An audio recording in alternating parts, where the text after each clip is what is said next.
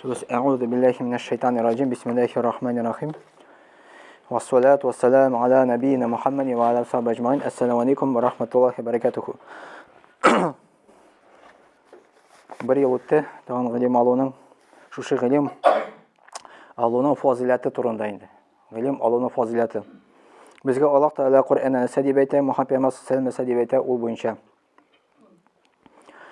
İslam dinida g'ilim olib bek zo'r o'rin olib turadi, bek zo'r. Qur'onda eng birinchi ingan oyati ol Iqro degan so'z. A'udhu billahi minash shaytonir rojim. Bismillahir rohmanir rohim. Iqro bismi robbikal ladzi xalaqa. Butun narsani baroqa keltirgan Robbing ismi bilan o'qi degan. G'alaq surasi 1-oyat. Mana eng birinchi so'z Iqro, o'qi degan so'z. Maktabda o'qiganda Lenin so'zini keltirganlari, onda o'qirga, tog'on o'qirga degan endi. Shaymi? Lenin yashadi 20-asrda, Muhammad payg'ambar sollallohu alayhi vasallam yashadi 7-asrda. Leninga xatni o'q уже Alloh taolo indirgan endi o'qi degan so'z. Musulmonlar shu oyatni olib ko'p o'qiganlar, bek ko'p o'qiganlar, bek ko'p ilm olganlar. Muhammad payg'ambar sollallohu alayhi vasallam vaqtida xristianlar ularning ilm oluvida bek kuchli bo'lgan. Ularning bugünkida kibit kitoblar bo'lmagan, kitobxonalar bo'lmagan, gazetlarda bo'lmagan, bir narsa bo'lmagan. Ani shu ilm olganlar toshqa yozib olganlar. Mana qo'y birlari ilm olara kelganlar tosh bilan, toshni ko'tarib, toshqa yozganlar. Bugungi kunda bizning ilm oluvning hattoga bek ko'p mumkinchiliklar bor endi. Mana bir do'stim bor menim. U endi Tataristonda yashaydi. Ular aytadi, kun sayin 100 bit o'qiyman deydi. Kun sayin. Mana biz bir 10 bit o'qiymizmi ekan kunda? Yo'q.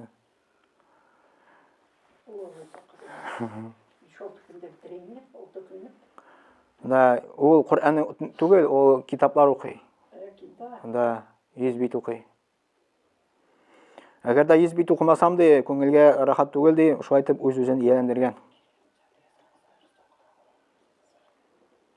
Biz bek mana bunday ilm olamiz, naqi kitoblar yuribmiz, ito bek yaxshi endi u. Ito ko'p ilm bo'la endi. Nol bek yetmay. Ida o'qimasan ilm bek olinmay.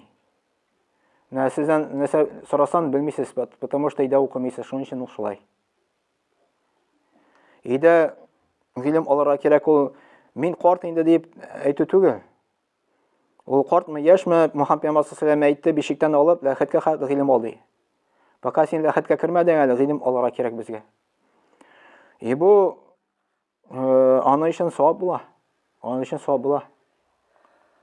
Ilm bo'lmasa nechik biz dinni o'rgana olamiz. Ilm bo'lmasa Alloh to'g'rini nechik biz bila olamiz. Kim ul Alloh, kim ul payg'ambar sollallohu alayhi vasallam. Onun turmushin o'rganmasak, Muhammad payg'ambar alayhi salatu vasallamning nechik yashadi, nechik nindi axloqi bo'ldi. Alloh taolo bizga Qur'onni indirdi, dinni berdi ne uchun? O'zimizning xulqni o'zgartirish uchun. Dinning maqsadi kishining xulqini o'zgartirish uchun. Muhammad payg'ambar sollallohu alayhi vasallam onun hadislari bor shu turida endi. Agarda kishi namoz o'qib, onun xulqi o'zgarmasa, nima foyda bor? Namoz o'qish kerak, конечно, o'zgarmasa nima bor? Namoz o'qining onun natijasi bo'ladi, jimishlari ol xulqni o'zgartirish. Xulqni o'zgartirish. Faqat biz bunda masjidga yerib xulqlarimizni o'zgartmaymiz. Din o'zgarmaydi. Din o'zgarmaydi. Именно xulqni o'zgartirish endi. Mana bu oyat eng birinchi sharoitda Qur'onning ham boshqa diniy ilmlarni o'rganishga amr etadigan. Shulay ilga amirga foydali dunyoviy ilmlarni o'rganishda kiradigan. Ya'ni ilm bo'lana ikkiga, diniy ham dunyoviy. Dunyoviy ilm ol albatta bizning endi ko'p endi. Maktabda o'qidik 10 yil, universitetda o'qidik 4 yil endi. Diniy ilm olay tugul. Ali yana o'qiy boshladik, otnaga kitoblar hali ko'pmagina menda endi maktab bilan chog'ishtirib bo'lmaydi binishikda. Shuning uchun bizning diniy ilmimiz bek yetib bitmay. Madrasada o'qiganda bir o'qituvchi bizga shunday so'zlar aytgan edi. O'qituvchi madrasa direktori bo'ldi endi. Ona түгел, вообще район буенча мөхтәсиб булды инде, районның теге самый главный булды инде, мулла дип әйтәбез инде. Ул укыган булган 80нче елларда Үзбекистанда, Бухарада укыган инде. Ул вакытта Бухарада укыйлар. Ул әйткән иде, 80нче елларда дин гыйлем алырга киткәндә ди, мин туганнар беләсезме дип әйтте ди. Синәсә җүләрмәлә ди. Дин бетә бит дип әйттеләр ди. 80нче елларда киткәндә, ул вакытта дин юк бит инде. Вообще юк. Даже мәчетләрдә әле мин истәем теге кешеләр җомганы, кешеләрнең йортларында укыйлар. Ул дин не только бетмәде ди, дин бик каты үсте ди. Ничә ел, 23-30 ел эчендә инде. Әлхәмдүлилlah. Шушы хәзрәт нәрсә дип сөйләде ул безгә? Ул укыда Бухарада, анда ничә ел укыйлар? 4-5 шунда ел укыйлар. Андары укыды ул Египетта дип әйтә инде, примерно 1 ел, ялгышмасам инде. Андары керде ул Саудовская Аравия укырга. Саудовская Аравия укырга кергәч 2 ел подготовительный укыйлар әле. Андары 4 ел университет. 2 ел подготовительный, ул арабча өйрәтәләр анда. Потому что университетка син кергә тиеш арабча полностью белеп инде. Анда сиңа урысча, татарча аңлатмыйлар, анда арабча гына аңлаталар инде. 4 елны тамамлаганда ди шушы университетны. Менә шушы 4 елны тамамлаганда ди 4нче елда.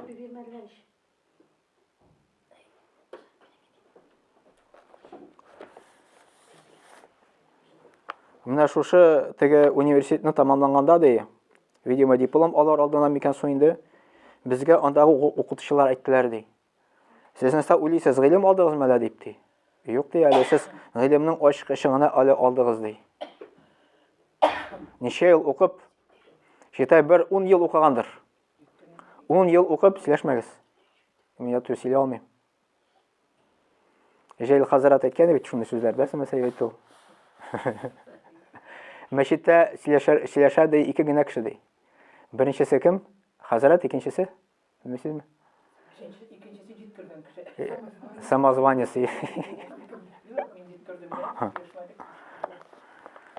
Так, яра давам итәбез. Так, менә бу университетны тамамлаганда ди, ул аңар әйттеләр, әле син гыйлемнең ачкычын алдың әле дип инде. Шуның өчен гыйлем ул диңгез. Без шушы диңгезнең әле бер тамчыны булса да алдык микән, юк микән әле. Allah Teala Kur'an'da ayta kul hal yastavi allazina ya'lamun ve allazina la ya'lamun innama yetezekkeru ulul albab. Hayt bilүчеләр белән белмәүчеләр бер тигезме ди? Юк, әлбәттә, бер тигез түгел. Моның шулай булуын бары тик акыл ияләре генә белә ди. Зумар сурәсе 9-нчы аят. Allah Teala сорау бирә даже. Гыйлемне кеше гыйлемсез кеше белән бер дәрәҗәдә буламы ди? Юк, бер дәрәҗә түгел ди. Менә гыйлемне кеше гыйлемсез кешедән бер дәрәҗәдә түгел. Шуның өчен гыйлем алуның бик зур аның дәрәҗәсе. Кешеләрнең күбесе дөньяви белемнәрне өйрәнә дигән мәктәптә, университетта укый, ләкин дини гыйлемнәрне өйрәнүгә бик үк игътибар итми дигән. Чынлыкта Аллаһ каршына иң хәерле гыйлем Коръән һәм Ислам дине белән бәйле булган гыйлемнәр. Чөнки алар адәм баласын гынаһларына саклый, иманын күтәрә, әхлагын яхшырта, җәмгыятьне яхшы якка үзгәртә. Менә дини гыйлем. Дини гыйлем өйрәнсәк, ул сухай укуына булырга тиеш түгел. Ул безнең әхлакны үзгәртергә тиеш. Обычно без гыйлем алганда теге турында уйлыйбыз, бу турында уйлыйбыз. Менә тегене хатаны күрә башлыйбыз, башка кешенең хатаны күрә башлыйбыз. Потому что гыйлемыбыз бар бит инде безнең. Гыйлемне кеше теге кешенең хатасын күрә, теге кешенең хатасын күрә, ә үзенекен күрми. Безнең дини гыйлем ни өчен ул ителгән? Иң беренче үзеңне үзгәртә, иң беренче үзеңә үгет насихат яса. Шуның өчен мин сезгә дини гыйлем биргәндә иң беренче үземә насихат булсын дип әйтәм. Анда сезгә насихат булсын инде. Dini гыйлемне өйрәнеп, то есть уйлап, фикерләп, әкрен-әкрен үзебезне яхшы якка үзгәртү. Менә нәрсә кирәк, ни өчен кирәк ул гыйлем инде. Анда да әйтәләр, нишәп мәчеттә менә анда җүнле кешеләр юк дип мәчеткә йөрүчеләр дип. Әйтүчеләр дә әз түгел инде алай идем бит инде. Ни өчен? Чөнки ул килде үзенең характеры белән монда. Монда бер-ике көндә аның характерын үзгәртә алмый. Когда ул 60 ел булып тыгызлады үзенең характерын. И монда килә дә раз яхшы якка үзгәрде моментально. Ул әкият була инде. Алай булдыра алмый. Беркем дә алай булдыра алмый. Кирәк аны әкрен гыйлем алып, постепенно тамчы итеп үзеңне характерын үзгәртү инде. Әз менә шулай. Тамчы итеп андары ул чиләк булып җыела иншалла. Сразу резко үзгәртә булмый аны.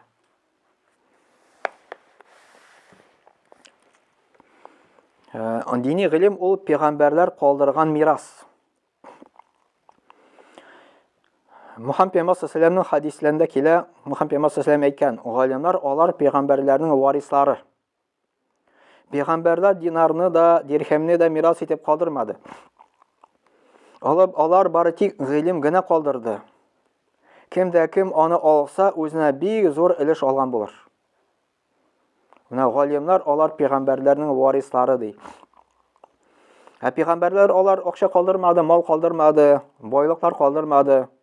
Нәрсә калдырды? Гыйлем генә ди. Кем шушы гыйлем аны ала ди, бик зур өлеш алган булыр ди. Мөхәммәд пәйгамбәр саллаллаһу алейһи ва сәллям әйтте, Тирмизи риваятында килә бу хадис. Пәйгамбәрләрнең байлыклары шаригатка мирас итеп бүленмичә, садака итеп кенә таратыла торган булган. Алар калдырган дин гыйлемнәренә килсәк, аларның варислары булып динне өйрәнүчеләр санала. Чөнки алар пәйгамбәрләрнең эшен дәвам итеп, кешеләргә Аллаһ һәм аның дине турында аңлаталар. Менә сахабалар заманында, ялгышмасам, Мөхәммәд пәйгамбәр саллаллаһу алейһи ва сәллям вафат булганнан соң инде. Теге кайдар халык җыелган булган инде. Кемдер әйткән, ашыгыз дигән, монда пәйгамбәр Мөхәммәд саллаллаһу алейһи ва сәллямның мирасын тараталар ди. Мәчеткә килегез дип әйткәннәр инде. Раз кешеләр килгәннәр җыелып инде мәчеткә. Анда күрәләр, бер теге түгәрәктә анда гыйлем бирә берсе. Тегеләр аптырадылар, кая монда пәйгамбәр саллаллаһу алейһи ва сәллям мирасы. Ник менә бит ди, гыйлем бирә бит ди. Менә шуның өчен пәйгамбәр саллаллаһу алейһи ва сәллямның мирасы, пәйгамбәр саллаллаһу алейһи ва сәллямның хәр мирасы безгә калмады, калды нәрсә гыйлем. Коръән безгә хәле килеп җитте, пәйгамбәр саллаллаһу алейһи ва сәллямның хадисләре, сүзләре килеп җитте. Менә шушы мирасны без өйрәнергә кирәк.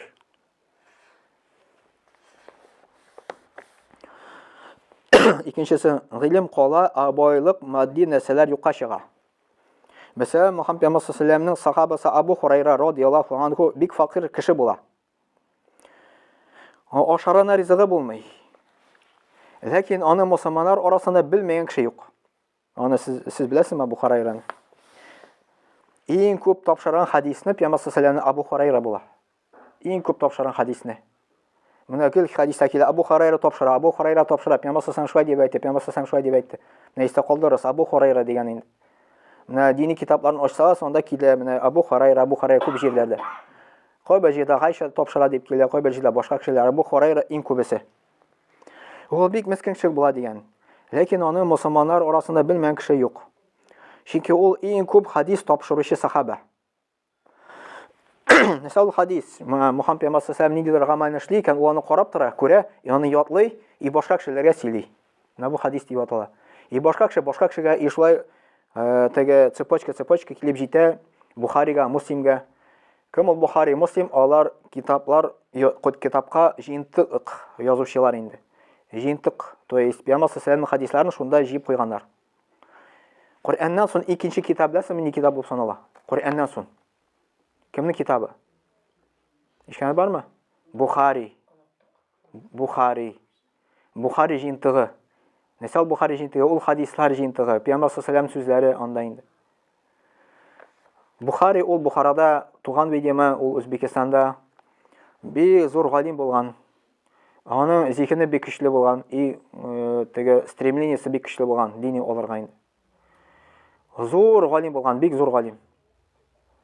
Аны мәсәлән чагыштырып була, теге мәсәлән кибетләр, вак кибетләр бар бит әле, мәсәлән бу хос товары дип әйтәбез.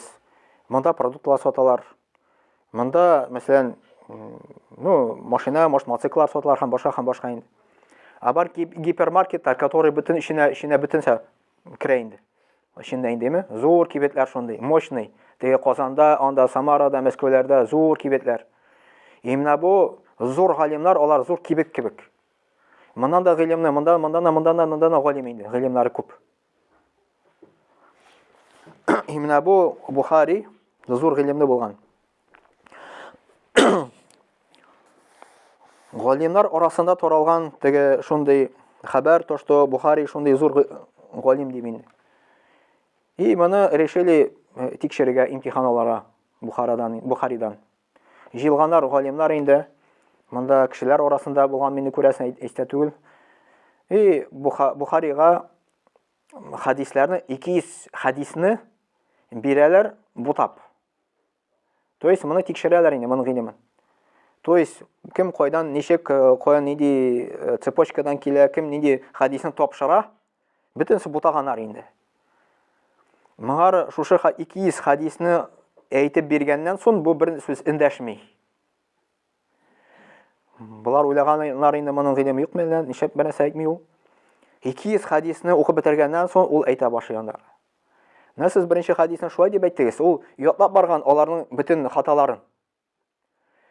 Беренче хадис менә булай дип әйткән, икенче хадис менә сез шулай дип әйттегез, менә икенче хадис менә булай дип әйткән. И бөтен 200 хадисны әйтеп биргән буларга инде. Менә аның теге зихене көчле булган памяте. Зихен ул көчле булмый, пока син аны күнүгү ясамыйсың. Если син иленгәнсең теге сенек белән эшләргә, башны эшләтмәскә, синең физкультура гына була инде бу получается. Моны өчен дә күнүгүләр кирәк, чтобы моны ятлар өчен, Коръән ятлар өчен, гыйлемне алыр өчен кирәк көн саен күпмедер ятлап барга. Ятлап барганнан соң синең зихенең үзгәрә иншалла. Без бит мәктәптә генә ятладык, шулаймы? Башка вакытта ятламадык бер нәрсәдә. Ни өчен шулай? Потому что гыйлемнең әһәмиятен ана бетермибез.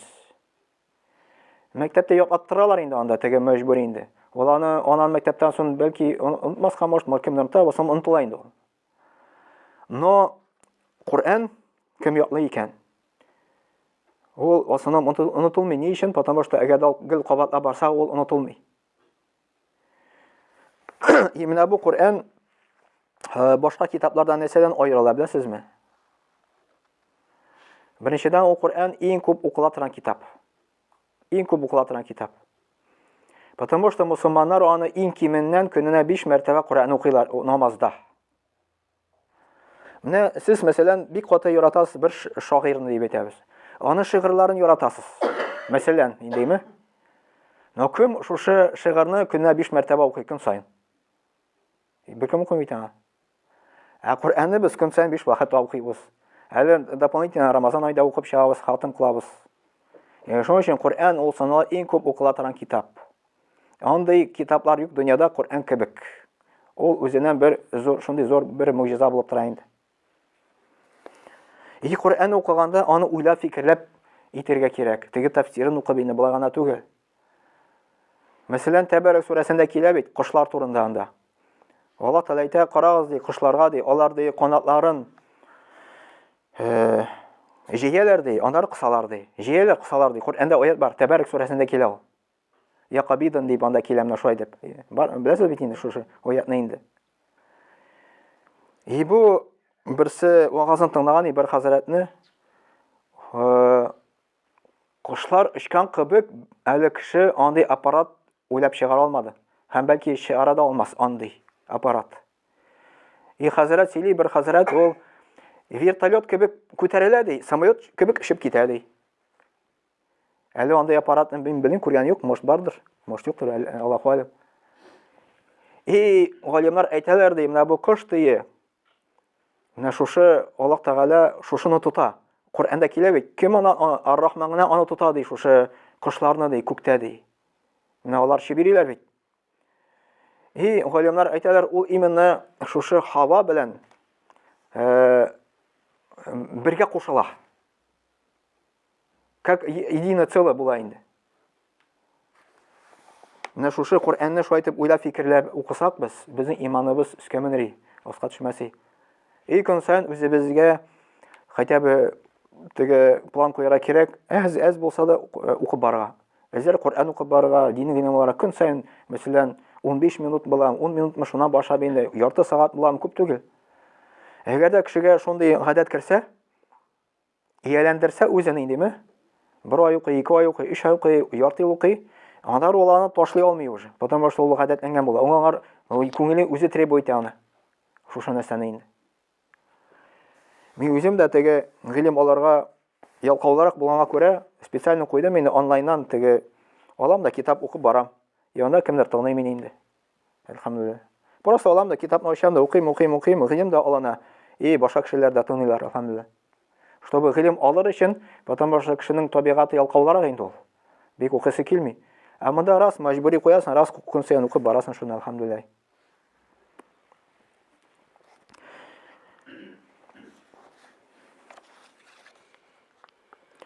Гали ибн Абу Талиб радиллаһу анху гыйлем алуны байлык туплауга караганда хәйләк ди. Кумайл исемле кешегә шулай ди. Эй Кумайл, гыйлем байлыктан хәерлерәк. Гыйлем сине саклый, ә син байлыкны саклыйсың ди. Гыйлем сине саклый, ә син байлыкны саклыйсың. Гыйлем хөкем итүче.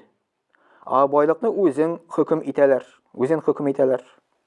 Байлыкны сарыф итү әзәйтә, гыйлем өйрәтү белән артагана. Аны какой-то бер философ әйткән бит инде. Синдә бер алма булса, миндә бер алма булса, алмаларны алмаштырсак теге бер-беребездән индеме? Ул хәтта син бер алма, синдә бер алма кала, миндә бер алма кала инде. Әгәр дә миндә бер фикер булса, синдә бер фикер булса, алышынсак, миндә ике фикер кала, синдә ике фикер кала дигән инде. И гыйлем акчадан шул белән ул айрыла. Акчаны биргән саен кими, садакадан башка дип килә инде. Гыйлем биргән саен үстәлә. Гыйлем алдың, бирәсең, шул вакытта аны ул үстәлә. Әгәр дә син просто гыйлемне алып барасың, ул вакытта синең как бы рушайтмышный мотивация юк почти инде. Син гыйлем аласың, әни өчен син аласың, аңлап бетермисең. Аны раз аласың, ташлыйсың. Монда синең гыйлемне биргәндә мотивация бар синең. Менә мәсәлән, мин монда киләм икән, вагасиләр алдыннан әзерләнәм. Үзеннән бер мотивация бар инде дип әйтәбез. Булай вагасиләмәгән булса, ул вакытта гыйлем алынмый. Тай шулай калыр ул. Шуның өчен теге сез абыстай булып бирәсезме кайдан да чакыралар икән. Укыгыз әзрәк беренсә. Бирегез ул шушы гыйлем кешеләргә. Кеше гыйлемсез бит, аңлап бетерми. Безнең бит инде бөтен гыйлем мәчет эчендә генә. Мәчеттән чыгарга кирәк. Анда халыкка керергә кирәк, халыкка дин аңлатырга кирәк. Халык бит инде теге динсез яши, аңлап бетерми. Алар уйлый инде монда мәчеткә только абысталар өчен генә дип инде, ул муллар өчен генә. Аның теге дәрәҗәсе шундый әле. Дәрәҗә шундый. Дин ул ишесе җисе кырыгына дип уйлыйлар аны. Дин шундый гына дәрәҗәдә ул. Ул дин ондай түгел. Дин ул именно кешенә вакытта аны кирәк, чтобы кеше тормышта дөрес яшәсен өчен, чтобы бәхетле булсын өчен. Именно тормышта кирәк иң беренче. Анда ахират өчен кирәк. Чтобы кеше аракы юлына кирип китмәсен, чтобы наркотикка кирип китмәсен. Чтобы семьяны төзәтсен. Семьяда арасында муамәлә яхшырсын, балага яхшы тәрбия бирсен дип, менә ни өчен ул дин кирәк. Алар ана бетермиләр аны. Дин ул менә только мәсәлән бала туды, исем куштың, битте шуның белән. Андары өйләнергә промежуток кала монда инде. Өйләнделәр, никах кылдым, все шуның белән бетте. Андары там промежуток. Анда уже кеше үлеп китте. Җаназа укыйсың, все. Бәбәй тугач еще кирәк, 4 вакытта кирәк дин. Бүтән дин кирәк түгел. Потому что халык шундый аңлауда. Без дә шундый булдык инде. Ничек без аны аңлый башладык, менә шушы гыйлем өйрәнү белән генә. То что ул гына түгел дин. Дин ул тирән, дин ул тормышта кирәк. Аннан башка яшәп булмый. Раз теге кеше эченә җин керә дә инде, йөри башлыйлар андары теге күрәсәчәләр, монда баралар андары хоть ярый мәчеткә киләләр инде. Чтобы җиннәрдән сакланыр өчен, шайтаннардан сакланыр өчен күпме җини авыртулар белән авырталар. Бик күп бит. Теге, мәсәлән, психбольницага барсаң, анда бер хәзрәт әйткән, яртысы да җини авырту белән авырта ди. Аларны менә шушы эшкереп, аны давалап була. Давалап алмыйлар, потому что анамыйлар аны, динне белмиләр, дин кирәк түгел алар өчен инде. Дин бит ул менә даже җини кешенең давалап тора. Бар даже минем теге үземнең үрнәктә мисалда да бар теге Өшкерүчеләр өшкергә дип киләләр, мәсәлән. Аларга задание бирә, мәсәлән, намаз укырганда, зикр тасбихлар әйтергә. Кайберләре, мәсәлән, 1 ел эшләп, шуннан төзәләләр. То есть, 1-2 эш күрү генә җитми монда. Кирәк кеше үзе өстендә эшләргә. Намаз укып, ураза тотып, менә шул зикрләр әйтеп, Коръәннәр күп итеп укып, шул вакытта гына җин кеше кими, андары җин моны покидать итә иншалла, түзә алмыйча инде. Потому что җин Коръәнне түзә алмый ул.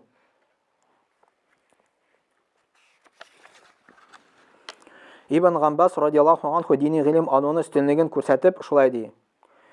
Сулейман пәйгамбәргә гыйлем, патшалык һәм байлык арасыннан берсен сайлау хукукы бирелде. Һәм ул гыйлемне сайлап алды. Шул сәбәпле Аллаһ Тәала аңа байлыкны да, патшалыкны да бирде дигән. Менә шунда иң бай кеше яшәгән дөньяда, иң бай, аннан да байрак кеше юк. Ул Сулейман пәйгамбәр булган. Ул бай гына булмаган, ул әле аңар патша да булган. Патша булган, Иерусалимдә яшәгән, иң зур дәүләтнең, иң көчле дәүләтнең патшасы булган. Ул заманында яшәгән инде. Ничәдер 1000 ел элек яшәгән ул. Аллаһ Тәаләдән дуга сораган: "Я Рабб, миңа шундый патшалык бир." Ялгышмасам, шулай сораган бугай ул. Миңа хәтле дә андый булмады, минә сонда андый булмый дип. Аллаһ Тәала аңар буйсындырды кешеләрне, буйсындырды кошларны, буйсындырды җиннәрне. Җиннәр әле беркемгә дә буйсынганы юк, только Сулейман пәйгамбәргә генә буйсындырды. Җиннәр аңар ярдәм иттеләр. Аның аскары бик көчле булды. Иң бай кеше дөньяда инде, аннан да байрак кеше юк, һәм булмаячак та ул. Аллаһ Тәала аңар шундай бирде инде. Аны ул иң гаделле патша булган. Ул бай булса да бик справедливый булган инде.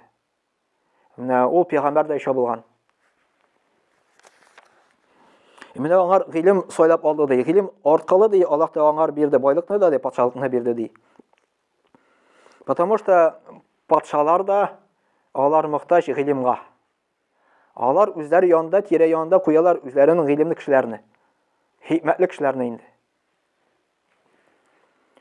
Әгәр дә кеше файдалы гыйлем өйрәтеп калдырса, аңа үлгәннән соң әҗир савап язылып торачак дигән. Мөхәммәд пәйгамбәр саллаллаһу шулай дип әйткән. Әгәр дә кеше үлсә, аның 3 төрле гамәленнән кала, башка гамәлләренә әҗир савап язылу туктый. Әҗир савап китереп торучы садака, бу садака җария дип атала. Ягъни агучы садака җария. Ул җәмгыятькә файда китерүче теләсә нинди хәйле гамәл. Мәсәлән, мәчет, шифахана, мәктәп, мәдрәсә төзетү, күпер салдыру, кыю казыту, агач утырту. Әгәр дә шушы эшләрне эшләгән кеше үлеп китсә, аңа барыбер әҗир савап бара. Яки кешеләргә файдалана торган гыйлем, яки аңа дуга кылучы бала. Менә Мөхәммәд пәйгамбәр саллаллаһу алейһи ва сәллям әйтте, кеше вафат булгач, гамәл дәфтәре ябыла, но иштән башка дип килә инде. Ягъни берсе садака җария калдырса, монда садака җария килә инде, агучы садака, агып торучы. Мәчет салдан икән. Мәчеттә җомга намазын укыйлар. Җомга намазларының савабы мәчетнең салучыга бара, беркем дә кимеми. Монда 21 ифтар, 18 ифтар үтте мәчеттә. 18 ифтарның савабы мәчетнең салучыга бара, беркем дә кимеми. Монда без җәмәгать намазларын укыйбыз. Бөтенсе аңар бара. Монда садака салар, бөтенсе аңа бара. Мәсәлән, менә шулай, кем юлны салып калдырды, кем шишмәне итеп калдырды инде. Ул гына түгел, мәчеткә мәсәлән Коръәнне алып киләбез, бүләк итәбез Коръәнне.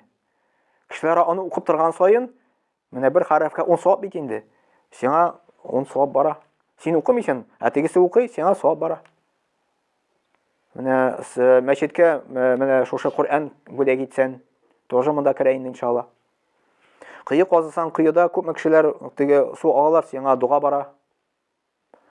Андары файдалы гыйлем.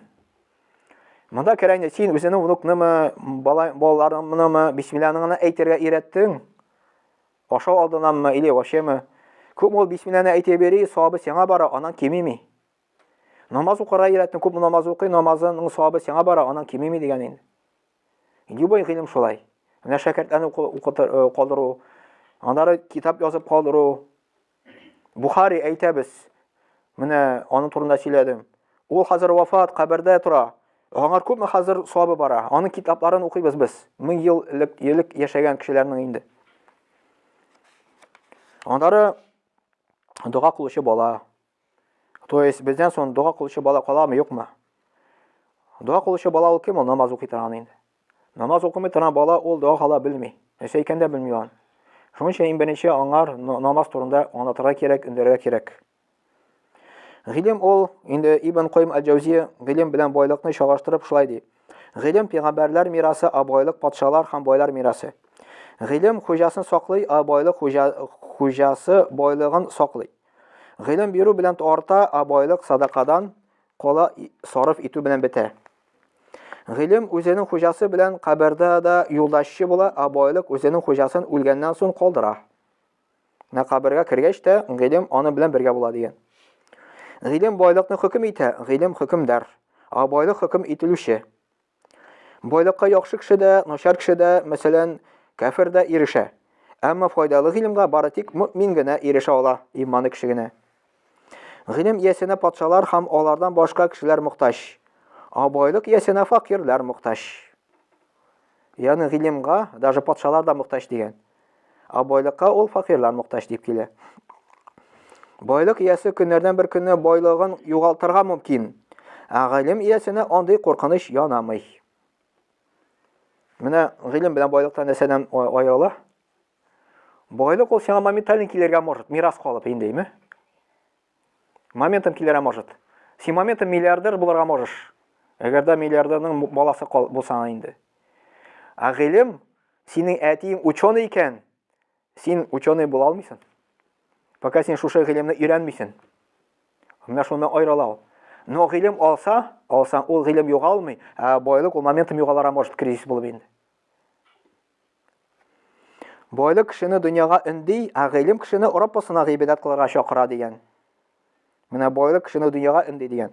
Ә гыйлем кешене Раббысына гыйбадәт кылырга чакыра. Байлык хуҗасының үлеменә сәбәп булырга мөмкин. Әмма гыйлем үзенең иясенә үлгәннән соң да тормыш бирә. Гыйлем бәхете даими, ә байлыкның бәхете юкка чыгучы. Гыйлем иясенең кыйммәте һәм дәрәҗәсе үзендә, ә бай кешенең кыйммәте байлыгында. Бай кеше үз байлыгы белән кешеләргә дөньяга чакыра, ә гыйлем иясе гыйлеме белән ахиратка инди. Так, еще беренче хадисны әйтәм иншалла. Дальше гыйлем җәннәткә алып бара дигән. Гыйлем алучы кеше өчен барча җан ияләре Аллаһның гөнаһларын гафу итүне сорый. Хәзер соңгы хадисны укыйм да шуны тамам иншалла. Мөхәммәд пәйгамбәр саллаллаху алейһи әйтә: Кем дә кем гыйлем алу юлына басса, Аллаһ аңа җәннәткә алып баручы юлны җиңеләйтә. То есть җәннәттә бара торган юл ул әлбәттә андый ук җиңел түгел. Ә гыйлем ала башласак, Аллаһ Тәгалә шушы юлны җиңеләйтә. Ягъни, мәсәлән, гыйлемне кеше Аллаһ турында белә бит инде. Аллаһ турында белгәч, намаз укый башлый, ураза тота башлый. Ул белә, нәрсә намазны боза, нәрсә намазны бозмый, нәрсә уразаны боза, нәрсә бозмый. И шушы намазда, уразада кабул булуына бер сәбәп була. Кеше бит инде ураза тота, мәсәлән, гыйлеме булмаса, ул аны дөрес ураза тотмаска может. Кемдер әйтә, менә мин ди йоклап калдым ди. Әле кояш чыкмады ди, мин ашадым ди, ураза кирдем ди. Менә гыйлеме юк моның инде. Мен әйтәм, тон атты икән, все синең уже ашарга тиеш түгел. Ашадың, все ул көн сине бесполезно. Син Аллаһ аны кабул итми. Яңадан тотарга кирәк. Каян беләсең, хәзрәт дип әйтсәң, ничек кабул итмидек? Моның бит инде дәлиле бар. Коръәндә килә бит инде ул. Ашап бетерегез дигән менә тон атканчы. Дип килә бит инде. Менә дәлил. Менә шуннан без беләбез, аны кабул итәме юкмы Аллаһ Тәгалә инде. Намазы да, мәсәлән, монда бит инде гаеткә киләләр, нәрсә гусл икәнен белмиләр, нәрсә тахарат икәнен белмиләр, алар просто мөшәгана юынып чыгалар, и все шуның белән инде. Моны бит гыйлем кирәк. Моны бит кабулга кирәк. Ә ничек ул мәчеткә килә алайса? Без бит киләбез, чтоб Аллаһны кабул итсен, җмәгә керер өчен. Кабул итмәсә, җмәгә ничек керәбез без аны? Корбан чалганда да бит инде кирәк тоже кабулыгы. Әгәр дә Аллаһ ризалыгын чалмаса, кеше өчен чалса, кеше чала да мин дә чалам дип, мине орышмасыннар дип чала икән, Аллаһта кабул булмый. Киләбез, мәсәлән, мәчеткә булышырга өмәгә. Минем турында теге хәзер кеше сөйләр инде, килмәсәм, начар сүзләр әйтерләр инде, килмәде дип килә икән, кабул итми Аллаһ Тәгалә. Потому что син ниятен Аллаһ ризалыгы өчен түгел, кеше өчен килдең син анда. Менә бит бик мөһим нәрсә, гыйлем кирәк моңар. Ният дөрес кирәк Аллаһ ризалыгы өчен. Аллаһ ризалыгы өчен ниятләсәң, даже син кеше турында да уйламыйсың, син аның менә кирәк тә түгел. Син Аллаһ ризалыгы өчен киләсең. Бик күп теге кешегә влиять итә кешенең мнениесе, бик каты влиять итә. Шул сәбәпне күпме калдыра теге изгелекләрне. Күпме калдыра. Теге ашар өчен йөрисен дип, мине шуның өчен бармый теге мәчеткә. Минем турында сүзләр әйтерләр дип. Күпме син каласың гыйлемнән, мәхрүм каласың. Без бит монда гыйлем алырга киләбез. Теге кеше сиңа ашата икән, һәм бик яхшы. Ашап та китәбез. Тагын да нур өстендә нур була. Аңар да савап бара, безгә дә иншалла. Шуның өчен кешегә мнение каты влиять итә. Без мнение кара тиеш, без Аллаһ ризалыгы өчен эшләргә тиеш. Или мәсәлән, үзеңне тикшерә аласың. Мәсәлән, индеме? Берәни изгелекне эшлисең икән. Изгелекне икәнме? Син сүгеп аталар шуның өчен. Син аны ташлыйсың. Үзенең ниятенә кара, син Аллаһ ризалыгы өчен булдыңмы, юкмы? Кем Аллаһ ризалыгы өчен эшли икән, ул аны ташламый, ул дәвам итә дальше моны. Дәвам итә. Шуның өчен Аллаһ ризалыгы өчен эш, сине сүгәләрме, сүкмиләрме, син аны должен продолжать, син мнение людей не должно на тебя влиять. Инде. Да, ул безгә начар, авыр була. Но без авыр булса да, без шушы изгелекне калдыра тиеш, ул дәвам итәргә тиеш, барыбер. Кешенең сүзенә карап, изгелекне туктарга ярамый.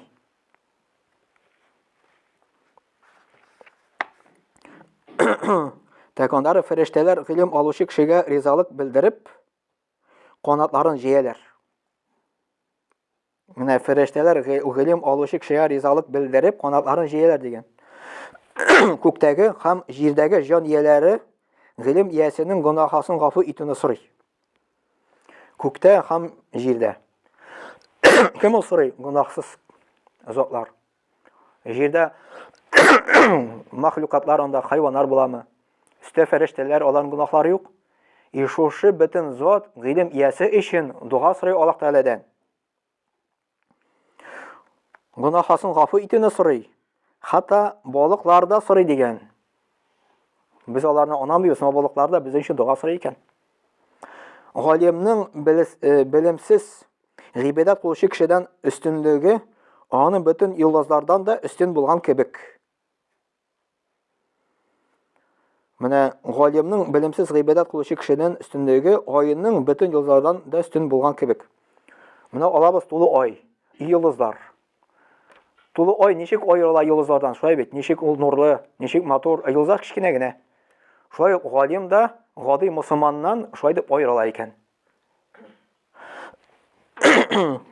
Галимнар алар пәйгамбәрләрнең варислары.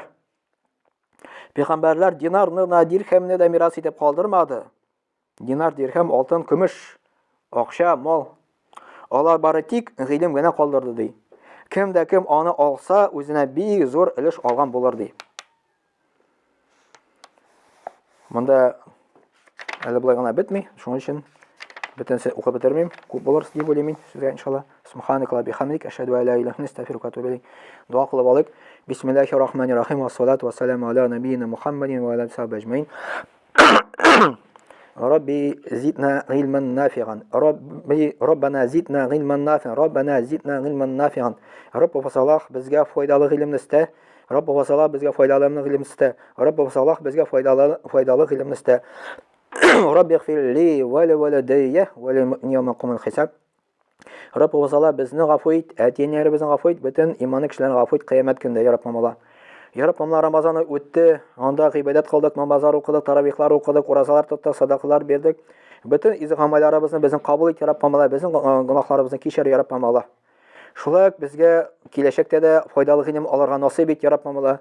Икенче Рамазан айга безне ирештер, я Раббым Алла, шулай безнең гөнаһларыбызны кичер. Ва саллаллаху аля набийина Мухаммадин ва аля алихи ва сахбиhi әҗмәин би рахмәткә архамәр рахим. Аллаһ